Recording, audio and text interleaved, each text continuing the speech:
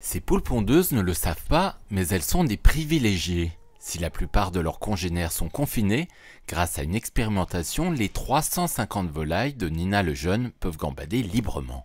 Pour moi, c'est important que mes poules elles puissent toute l'année être à l'extérieur, surtout qu'il y a certaines saisons qui sont plus propices à ce qu'elles se nourrissent par l'extérieur, par l'herbe qui pousse. Et c'est le cas en ce moment, par exemple. Cette petite ferme a le profil idéal pour mener une étude liée à la grippe aviaire. Au-delà de l'évaluation du bénéfice-risque du maintien des volailles en plein air, le protocole impose une observation régulière des oiseaux sauvages, souvent vecteurs de la contagion. C'est des petits moineaux, ça risque pas grand-chose.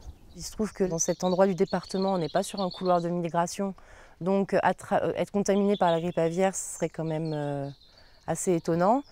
Et ensuite, si toutefois j'étais contaminée, j'aurais aucun risque de diffuser cette maladie puisque je suis en autarcie et que les autres élevages sont loin et que je suis un peu coupée du monde là dans ma forêt, mes poules aussi. Des fermes isolées dont les produits sont le plus souvent conditionnés sur place et vendus en circuit court. Moins de risques donc. Pour cette adhérente de la Confédération paysanne, autant de raisons pour assouplir les mesures contre la grippe aviaire.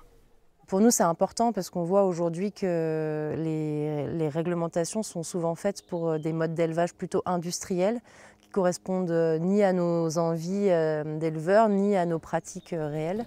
On espère que l'analyse de risque par ferme permettra donc aux petits élevages plein air en autarcie de pouvoir se passer du confinement des volailles. En France, 92 fermes avicoles participent à cette expérimentation. Les résultats et les conclusions seront rendus publics au printemps.